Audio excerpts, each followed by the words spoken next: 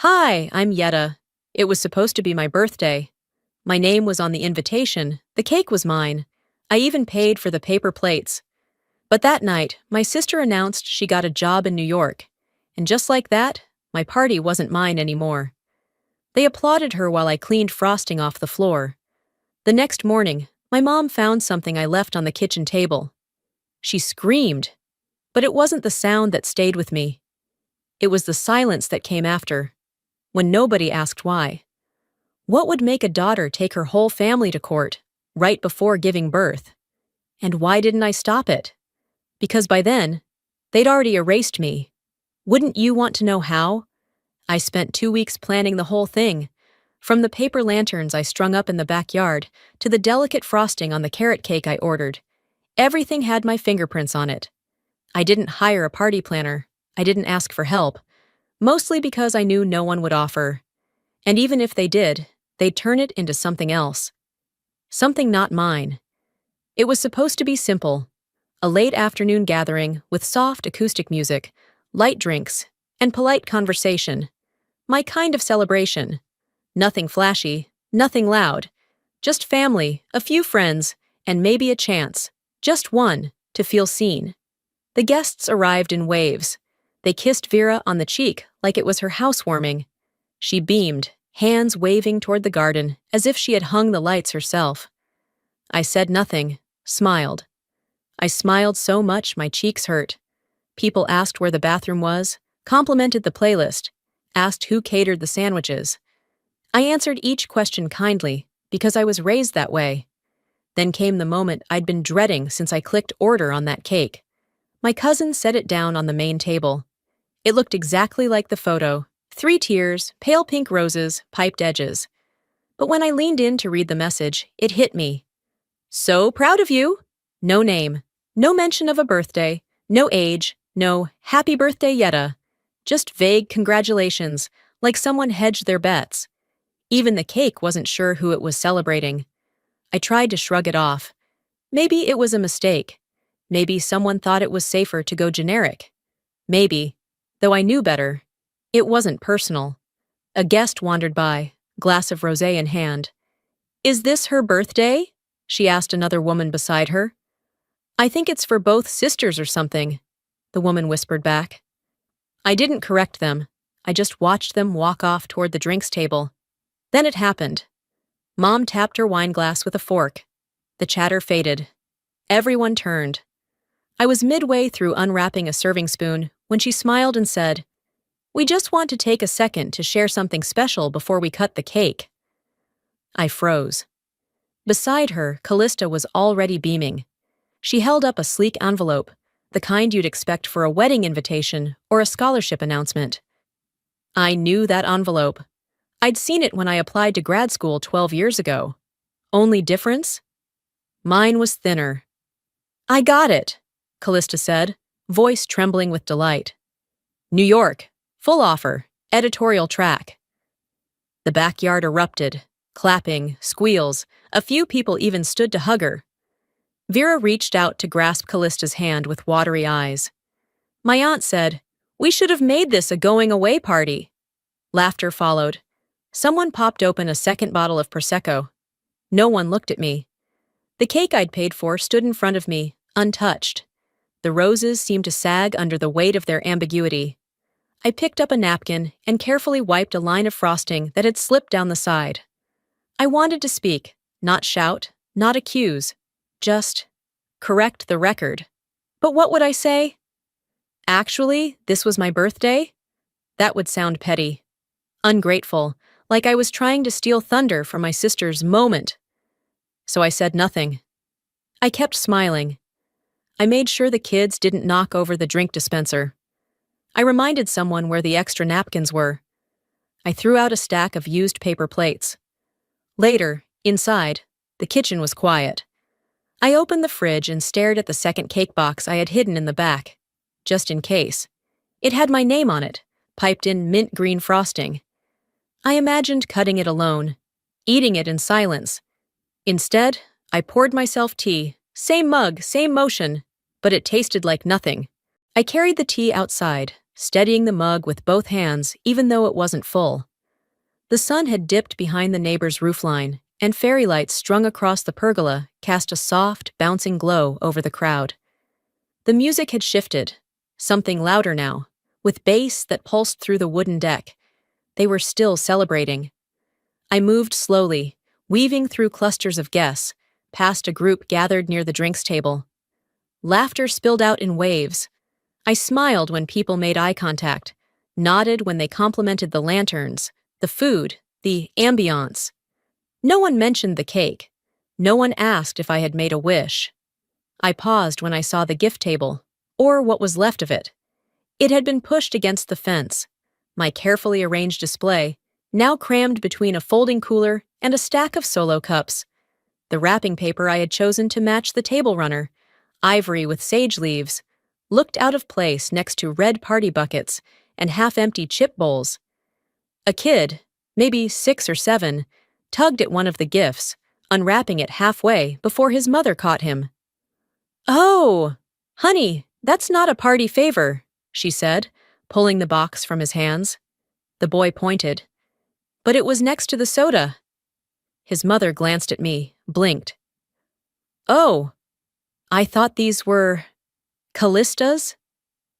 I said nothing, just gently took the gift and rewrapped it as best I could, pressing the paper crease with my thumb. She didn't apologize. I turned to walk back toward the kitchen when I heard it. Vera's voice, sharp and cheery. "Yetta, could you give me a hand in here?" I walked inside. She was rinsing a glass, Callista sitting on a bar stool nearby, scrolling her phone. "Callista's exhausted," Vera said, not looking at me. "Too much excitement. Could you start clearing the deck? Maybe wipe the tables down? There's sticky stuff everywhere." Callista didn't even glance up, just murmured, "Thanks, Yed." That was the part that did it. Not the cleaning, not the being told, not asked, but the assumption, like I was the hired help, expected and invisible. The whole house had that rhythm, where I was only noticed when something needed to be done. I didn't speak. I stepped outside, grabbed a roll of paper towels and the all-purpose spray from under the sink, and went back out to the deck. People were still lingering, standing around, chatting, dancing to whatever playlist Callista had switched to. I slipped between them, wiping down the picnic tables. A few nodded at me like I was part of the wait staff. Someone moved their drink to the side without making eye contact. Another leaned across and said, "You mind grabbing a trash bag? This stuff's starting to pile up." I did as they asked. The table nearest the fire pit had a spill. Orange soda, maybe. It had run down the leg and pooled near the steps. I knelt to clean it, the hem of my dress dragging into the wet patch. Nobody paused. Nobody offered a towel. They stepped over me, around me. One nearly tripped, muttered, "Whoops!" and kept walking. I stayed there, hands sticky, knees damp, scrubbing until the wood stopped reflecting the string lights. I didn't know why I was doing it anymore. Maybe this is my role, I thought. Set the stage, sweep it after, let others shine. But even as I thought it, something cracked. A voice deep inside that whispered, "What if it didn't have to be?" I stood slowly, pressing my hands against my thighs to wipe the moisture off. My palms left faint imprints on the fabric. Across the yard, Callista was laughing. She had changed into something looser, more comfortable, wine in hand, surrounded by a ring of admirers. She didn't look at me once. As I turned to head back inside, a woman called out, "Is it okay if we move this table? We need more room for the drinks." I nodded.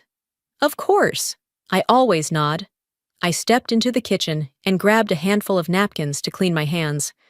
The paper tore against the tacky syrup, so I reached for a dish rag instead. As I wiped, I heard a rustle behind me. A teenager tossed a half-wrapped box into the black trash bag leaning against the counter. He didn't hesitate, didn't glance at the tag. It was mine.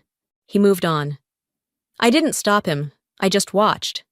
But something inside me stirred. Not rage, not sadness. Resolve. The next morning, the house felt like a ghost of the chaos it held the night before. No music, No laughter echoing from the backyard. Just the soft hum of the fridge and the creak of floorboards that needed fixing a decade ago. I padded barefoot into the kitchen, wrapped my fingers around a mug, and waited as the kettle hissed to life. The sunlight pushed through the curtains in long stripes, dust dancing in the beams like it had all the time in the world. I didn't. With coffee in hand, I sank into the bench by the window. The same window where Mom kept her succulents. Tiny green things she watered with more devotion than she ever gave me. I opened my phone and tapped into social media. Notifications rolled in like waves. Photos tagged, reels shared, stories reposted. I clicked one out of habit. My thumb hovered over the screen. Callista was center stage in every shot, beaming, toasting, hugging Vera. Even when the background changed, from the deck to the fire pit, she remained the nucleus. And me? I wasn't in any of them. Except one. Just my arm, cropped in at the edge, holding a tray of drinks. One of the captions read, "Grateful for this beautiful send-off." Another had the nerve to say, "Callista's always been the heart of this family." I didn't even flinch. I'd stopped expecting fairness a long time ago. A comment caught my eye. Was this her graduation party or something? Someone else replied, "No, just a spontaneous celebration. She deserves it all." Deserves it all. I'd paid for the cake, the lanterns, the napkins, even the biodegradable forks Vera insisted on because image matters. A throat cleared behind me. I didn't look up. Vera stepped into view, robe cinched, holding her own cup like she'd been awake longer than me. She glanced at my screen. "Oh, that was such a nice picture of you two by the lights." "We weren't both in it," I said. She waved her hand. "Well, you know what I mean." I didn't respond. She sipped, then sat across from me, as if this was just another Sunday chat. "Remember when Callista used to give you her dolls because you didn't have any? Always so generous, even as a little girl." I stared at her. "That's not what happened. I gave her mine.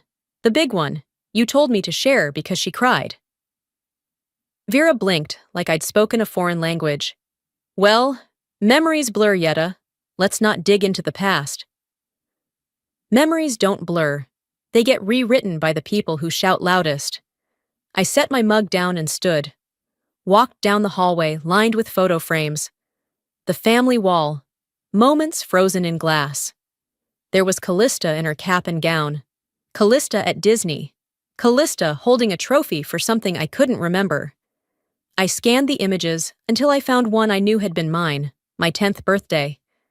I remembered the dress, the balloons, the dog that ran across the yard mid-candle wish. Only the frame said, "Callista's 10th." My fingers traced the edge of the glass, then dropped to my side. "You always kept to yourself," Vera called from the kitchen. "We just assumed you didn't want attention." They assumed it, so they stopped offering it. Back in the kitchen, I opened the drawer where we kept random batteries and expired coupons. Buried beneath it all was a photo, faded, folded at the corners. I pulled it out. It was my 8th birthday. I knew because of the lopsided cake I made with Dad before he left. I remembered the icing smeared across my face, the mismatched candles we had to light 3 times because of the wind. But in this picture, I wasn't at the front. Callista was, holding the knife, wearing my crown. I flipped it over. In Vera's handwriting, it read, "Callista's big day, again." I sat with that photo a little longer than I meant to. My fingers smoothed its creased edge, but no amount of pressing could undo what had already been imprinted on the back. Callista's big day, again. I slipped the photo into the side drawer of my nightstand, pushed it closed, and stood. The air in the house had shifted. More voices now, the clink of silverware, smells of leftover chicken salad, and lukewarm coffee filtering from the kitchen. The party was gone, but its echo lingered. I passed the living room without looking at the wall of framed smiles. Vera and my aunt stood near the sink, heads leaned close like middle schoolers whispering behind lockers. I slowed without meaning to. "She's always been sensitive," my aunt murmured, voice low, but not low enough. Callista, though, she's got grit, knows how to take the spotlight. Vera made that soft chuckle she does when she agrees, but doesn't want to say it outright. She hummed, like it confirmed something long understood. Neither of them noticed me standing there. I stepped back quietly and turned toward the garage, telling myself I was looking for the folding tablecloths.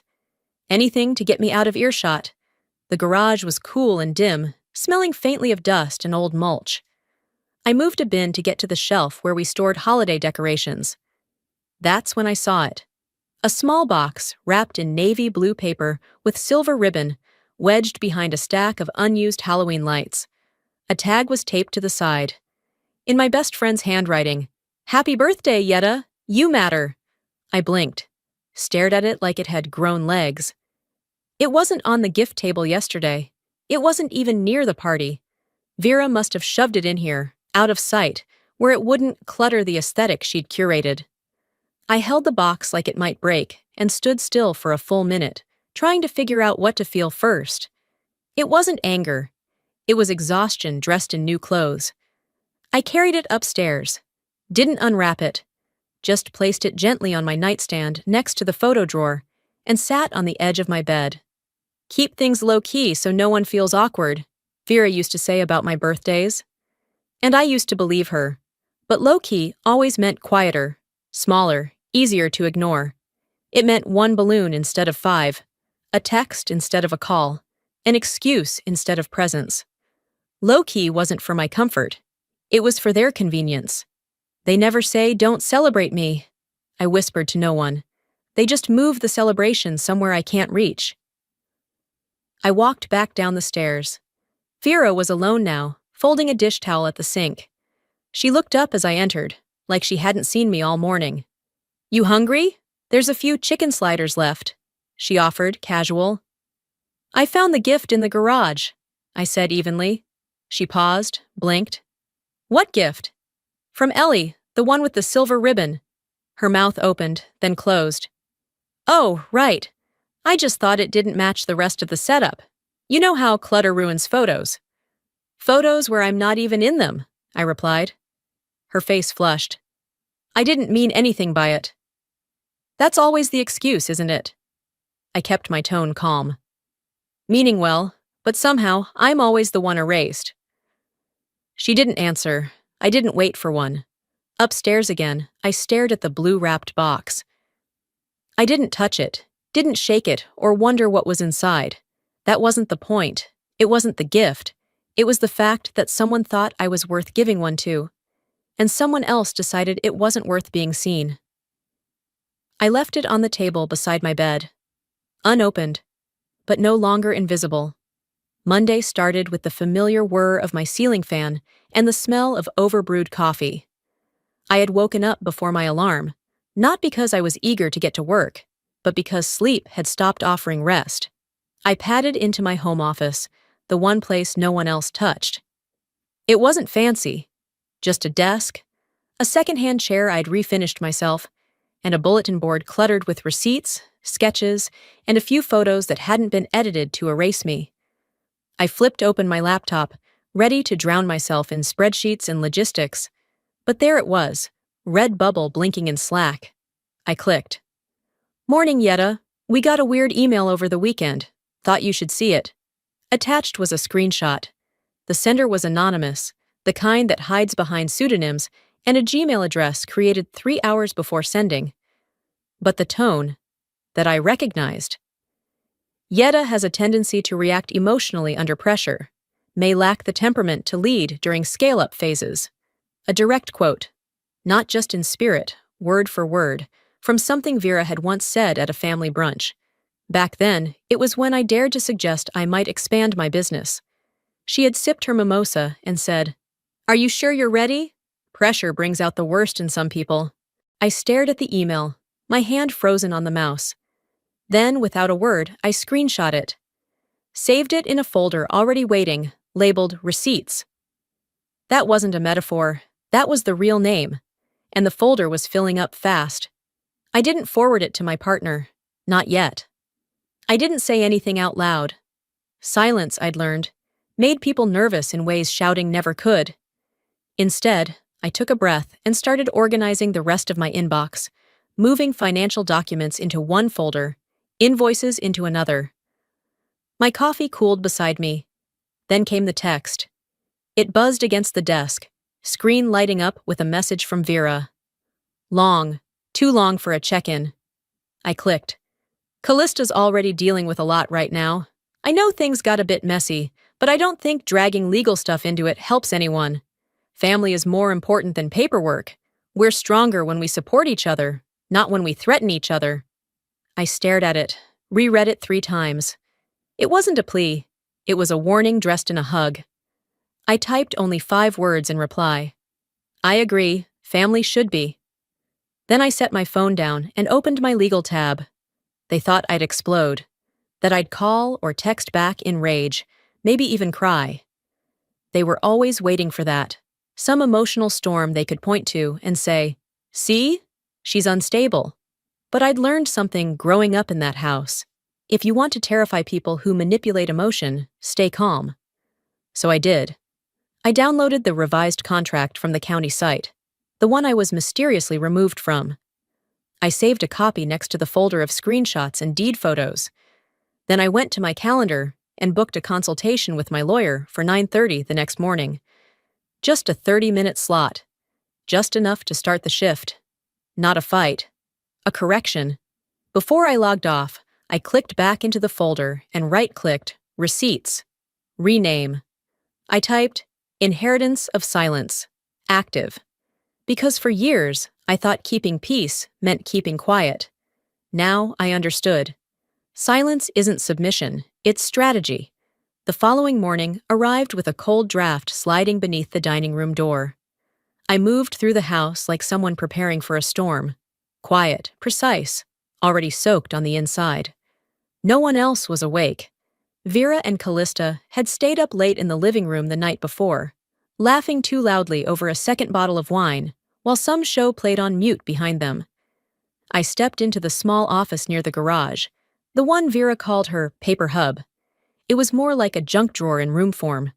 Tax folders, warranties for appliances we no longer owned, dog-eared instruction manuals.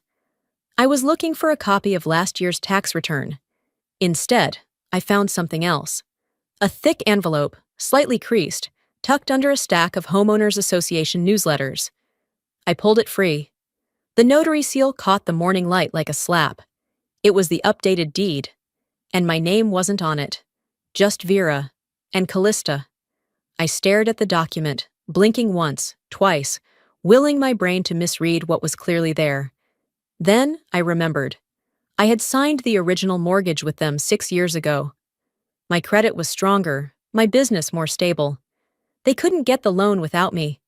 I paid more than half the down payment. But now? I was a ghost in ink. My hand trembled, but not from fear.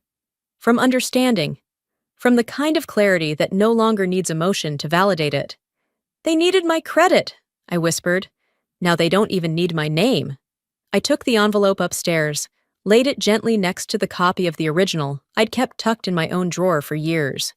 The one that still said Yetta Mae Collins, co-owner, signed, dated, and filed.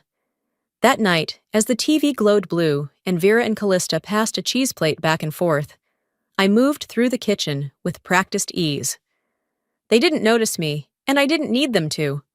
I placed the original deed, printed clean, crisp, next to the toaster. Then I added a sticky note.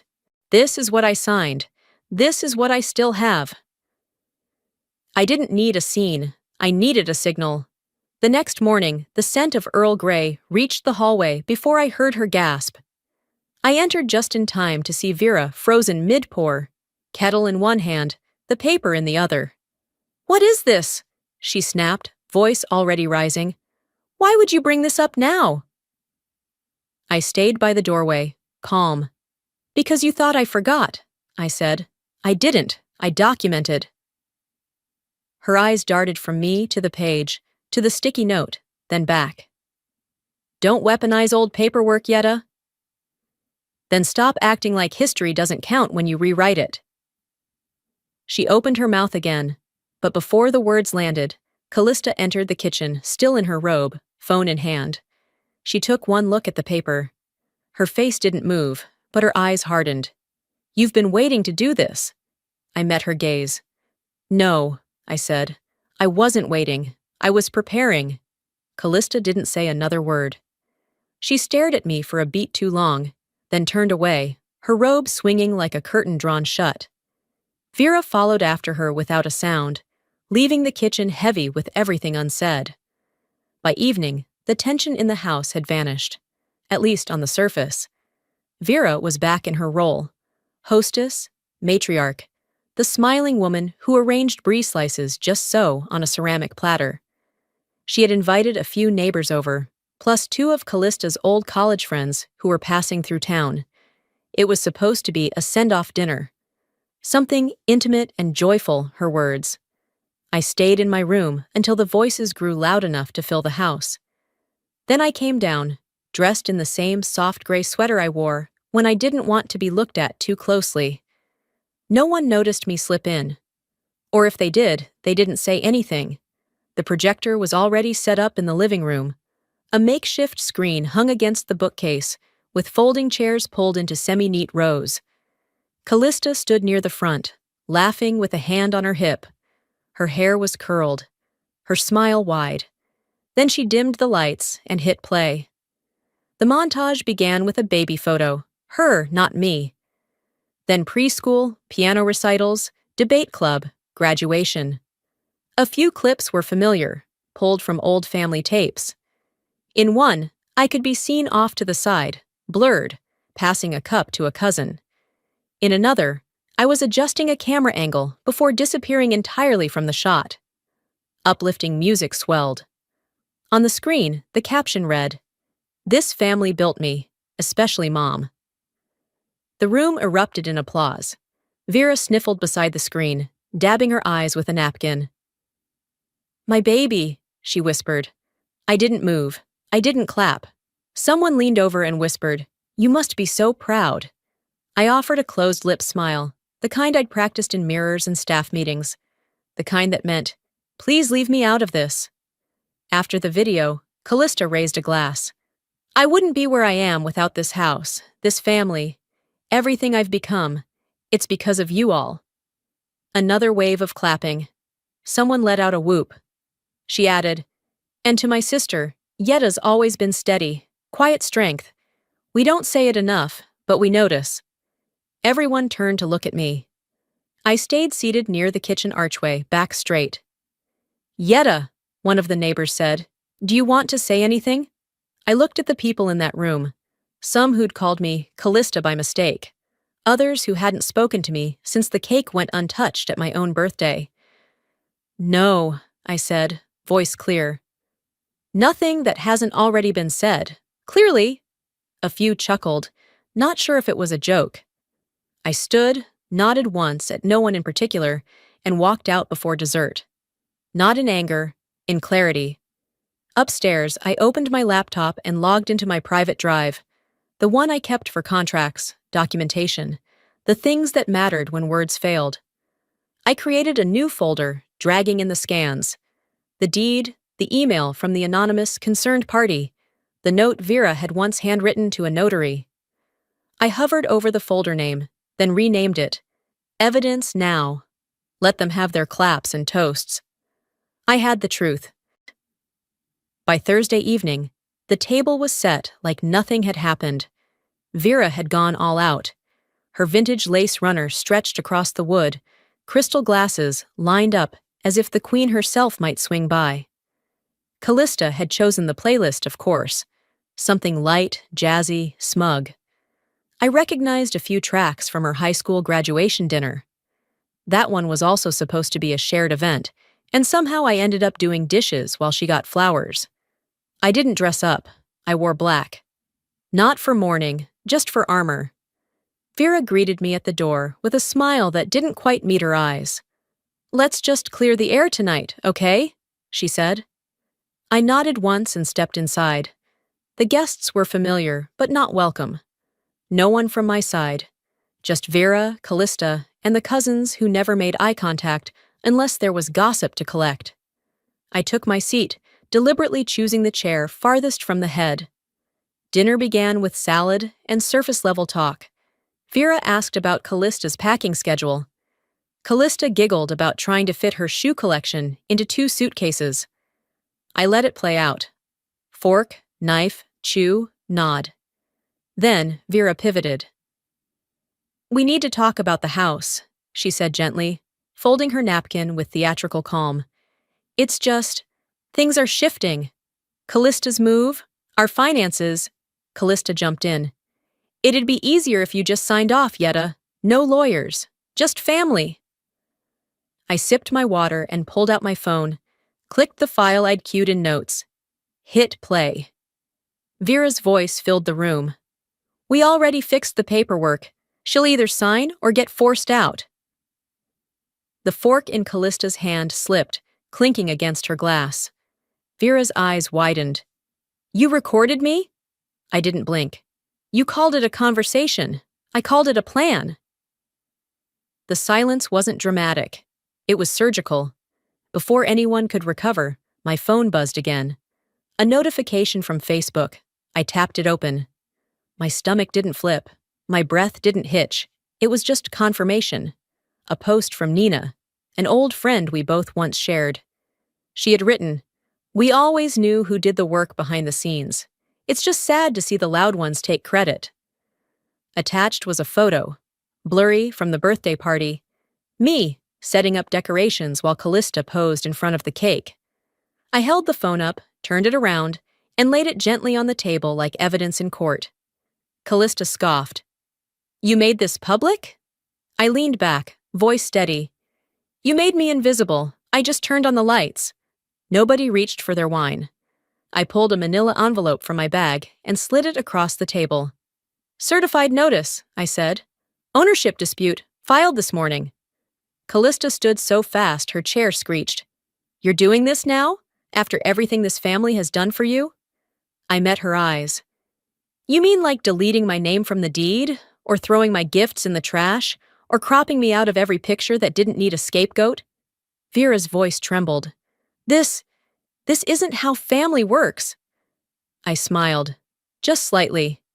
"Exactly. This is how survival works." The next morning was quiet, in the way empty rooms are after a fight. I left the house before either of them woke, avoiding the kitchen like it might still echo with the last thing Vera said. I drove downtown with the windows cracked. Sacramento air in spring has this thinness to it. Still cool, but it carries every smell. Coffee shops opening, trees blooming, and asphalt that remembers yesterday's heat. I parked behind the building and took the side stairwell up to the co-work space I shared with 2 other women-owned small businesses. No one else had arrived yet. Perfect. Inside, I flipped on the overheads and dropped my bag by the window seat. The sun hadn't caught the glass yet. I powered up my laptop and reached for the folder marked Pending External Grants. That's when my phone rang. It was Jeff, one of our recurring community partners, someone who had always been respectful, collaborative. I picked up. "Hey, Yetta," he said. "Quick question. Was your sister looped in on your last proposal?" My pulse stuttered. "No. She's not part of the project." There was a pause. "She submitted a deck to the board, called herself your strategic advisor, claimed she co-founded the initiative." I didn't respond right away. "She had stats," he continued, "from your own impact reports, client metrics." Her tone was polished, but not informed. I asked him to email it. When it came through, I stared at the PDF like it might disappear. But there it was. My language, my vision, my results, repackaged with her name stamped in at every pivot. That afternoon, I met Nina for lunch, same booth we always shared at the diner on P Street. She could tell I wasn't hungry the moment I sat down. "They're not done yet," I said quietly, pushing my water glass in a slow circle. "Who?" she asked. "My family." She waited. I rarely said that word out loud. I told her about the grant, about the pitch, about the theft. Nina didn't flinch. She never did. Then I told her about something else. A memory. Not a new one, just one that had finally resurfaced. I was 12, Callista 15. It was the weekend of my school talent show, and I was set to perform a monologue I'd written myself. Vera had helped me memorize it. That morning, she told Callista, "Let your sister have the spotlight today." Callista had sulked, stayed upstairs until just before the show. When we pulled up to the school, she stepped out in a sequined dress and heels, borrowed lipstick shining. On the way in, Vera leaned close to her and said, "Don't shine too much, or Yetta will feel small. You know how sensitive she is." I remembered that line now, not as protection, but projection. Nina looked at me, brow furrowed. "They made you responsible for their comfort, and called it kindness." I nodded. Back at the office, I drafted the dispute. Formal language, referenced proposal ID numbers, stated that no external representation was authorized. That co-founder status was inaccurate. Before I hit send, I opened my voice recorder and pressed record. "This is Yetta Collins. Any statements, pitches, or presentations made in my name moving forward must be authorized by me directly. This serves as formal notice that all business-related matters are to be handled through this account or my legal counsel." I saved it, filed it with the rest. No rage, no name-calling, just fact, just clarity. They always thought I wouldn't fight because I was quiet. They forgot quiet is how you hear everything. I hit send on the email. Seconds later, a new one appeared. "Confirmation. Your notice has been received and logged. We have forwarded your statement to Ms. Callista Collins per request." I leaned back, took a breath, and whispered, "Let them explain why they needed me, now that I've removed myself." 2 nights later, I walked into the restaurant like I had a reservation with inevitability. It was one of those places with exposed brick walls and Edison bulbs, charming in a way that made everyone feel like they were part of something curated. A private room had been reserved for Callista's farewell dinner. Of course it had. I spotted Vera first, hovering near the bar with a glass of champagne and a smile too tight to be genuine. She waved me over like we were on the same team, as if the week's events hadn't happened. I nodded politely, but didn't approach. The room was already buzzing with people, Callista's friends, co-workers, a few extended family members I hadn't seen since the last time they congratulated me on having such a successful sister. She stood near the center, radiant in cream, all teeth and confidence. The crowd rotated around her like planets to her sun. I took a seat along the back wall. No name card, no welcome, no need. Callista raised a glass. "Thank you all for being here tonight. I couldn't leave without a proper goodbye. It's not just a job, it's a chapter. And this," she gestured to the room, to Vera, "this is the village that raised me." Applause. "And, of course, my sister Yetta," she added, with a practiced softness. "You've always been the grounded one, the constant. I wouldn't be here without your quiet strength." I didn't move. I didn't blink. Then, during the lull between salad and the main course, a man I didn't recognize leaned over to me. "So?" he said with a friendly smile. "Are you just staying at Callista's place until you find your own spot?" I turned to him slowly, keeping my voice even. "No, I co-own that house." He blinked, surprised. "Oh, sorry, I just assumed." I smiled. "You and everyone else." I excused myself before dessert, but I didn't leave. Instead, I stepped outside the room and reached into my bag. The manila envelope was still there, still sealed. I returned just as Callista was prepping her final toast.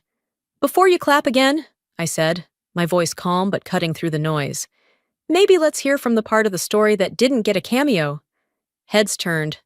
I walked to the front, standing where the projector screen had been an hour ago. This house Callista keeps referencing, the one she claims launched her, it wasn't just hers, it was mine, bought with my credit, my income, my name, which someone conveniently removed without my consent. I opened the envelope and held up the deed. "This is what I signed. This is what they hid." Silence fell like dust. Callista laughed, short and brittle. It's complicated. No, I said, locking eyes with her. It was made complicated so I'd shut up. Vera stood, her mouth open, eyes wide. One guest whispered, "Wait, she co-owned the house?" I didn't stay to answer. I turned, walked out, and felt the air cool against my cheeks as I stepped into the hallway. A server passed by and paused, looking at me with a half smile. "They clapped for the wrong sister," he said under his breath. I kept walking. By the time I reached my car, my phone buzzed. Notification from a social media tag. Someone had filmed it. My short speech, the envelope, the gasps. The caption read, "The sister they forgot had receipts." I started the engine. By Sunday morning, the buzz had dulled to static. No calls, no texts, no one in the kitchen. I moved like a tenant in my own home. Quiet, deliberate, touching nothing I didn't need. The microwave clock read 7:14 when I reached for the coffee pot. It was cold. I didn't bother reheating. I wasn't expecting to hear anything, but the voice drifted in from the back hallway anyway. "Vera." On the phone. "Yes, we're leaving Tuesday morning, just the three of us. Don't worry, it'll be better this way." I didn't move. Didn't make a sound. Just stood by the sink, cup in hand, while the weight of that one sentence pressed its heels into my ribs. They were going on a trip. A family trip. And somehow, the person who paid the mortgage wasn't included. Vera never said a word to me about it. Not even a feigned invitation I could politely decline. She just made the plans and assumed I'd figure it out by absence. She wasn't wrong. I set the mug down, went upstairs, packed a tote bag with a notebook, a water bottle, and a lightweight cardigan. I grabbed my keys from the hook and left through the side door, unnoticed. The park wasn't far, just enough distance for the breeze to reset the day. I found a bench near the fountain, where families passed by in cheerful chaos. Dogs pulling leashes, children waving bubble wands, couples walking in sync without speaking. I watched them without envy, just a strange ache I couldn't place. Something between relief and resentment. Exclusion isn't silence. It's a statement. I pulled out my phone, opened the Notes app, and stared at the blank screen. Then I typed, "I'm not angry you excluded me. I'm angry I spent so long earning a seat at your table." I read it twice, deleted it. There was nothing left to explain. Hours passed without me realizing it. The sun had climbed and drifted again. Shadows stretched long on the sidewalk when I finally stood up, stretched, and walked back to the car. Home was still empty. Vera's car was gone. Callista's suitcase had moved from the hallway to the foyer. Ready to leave before I could say goodbye, I suppose. I opened the fridge. Half the leftovers were gone. The table was set with 3 plates and folded napkins, even though dinner wasn't for hours. I stared at the settings, then reached out and removed one chair. Dragged it across the hardwood, took it to the garage, and leaned it against the wall next to the boxes of holiday decor and resentment. Back inside, I wiped the empty space on the floor with my foot. That felt better. They call it peace when I'm not around. I call it finally seeing them clearly. Later that night, my phone buzzed once. A text from Vera. "We'll talk when we're back." I let it sit unread. Upstairs, the house felt lighter. I passed Callista's old room, still cluttered with the trophies she never dusted, the framed photo of her and Vera from a school banquet. I didn't pause. In my own room, I flicked on the lamp and saw it. The box, still wrapped in navy paper with silver ribbon. The gift from Ellie. Tucked behind the garage bins because Vera said it didn't match the setup. I sat down on the bed and reached for it. This time, I picked it up. I peeled back the ribbon slowly, not for drama, but for something quieter. Reverence, maybe. The paper slid away without resistance, and inside was a hardcover journal, handmade, bound in navy fabric with a single embossed line across the bottom corner. "Write what they didn't let you say." Taped to the inside cover was a note from Ellie, folded in half. "For the stories they'll never steal from you, start with the one you never told anyone. about how you kept showing up even when no one saved you a seat. I pressed my palm against the first page and exhaled. Downstairs, the air had shifted. I couldn't hear anything but the ticking wall clock and the occasional bird scratch across the rooftop. Monday had arrived quietly, a kind of peace that didn't ask permission. They were gone. I didn't check to see if they'd left a note. I didn't need to. In the office, I placed the journal beside the manila folder labeled Evidence Now. There was no contest between them, no weight, no hierarchy. One held proof, the other would hold perspective. My phone rang. The number blinked unknown, but something in me recognized it. I answered. "Yetta," came the voice. A little raspy, a little cautious. "It's May." A pause. "I saw the clip," she said. "You did what I couldn't." May, my aunt. The one they stopped inviting after she dared to question too loudly, to not show up in beige. She continued, "They called me dramatic. You? Dangerous. But really, we just stopped being obedient." I laughed. Not a full one, but enough to shake something loose in my chest. "Maybe that's what healing is," I said softly. "Learning how to disappoint the people who demanded your silence." We stayed on the line for a few minutes longer, not saying much, just existing. It was the most honest family interaction I'd had in years. After we hung up, I walked through the house slowly. I passed the hallway, where Callista's framed quote still hung, something about ambition and rising above. I took it down without ceremony, carried it to the closet. In its place, I hung a blank canvas. Not because I had nothing to say, but because I finally had room to decide what would go there. Back at my desk, I opened my laptop and began typing. A blog post, not a tell-all, not a revenge draft, just a quiet reckoning. The title, "Being Cut Out," was the start of cutting free. I didn't tag anyone, but I knew they'd see it. And this time, they wouldn't be able to rewrite it. Later that evening, I made a cup of coffee and stepped out onto the porch. The breeze had picked up, warm enough to remind me spring had roots, not just flowers. I sat down, pulled the journal onto my lap, and opened to the first page. No one watching, no one clapping, just me, and the story I was finally ready to write.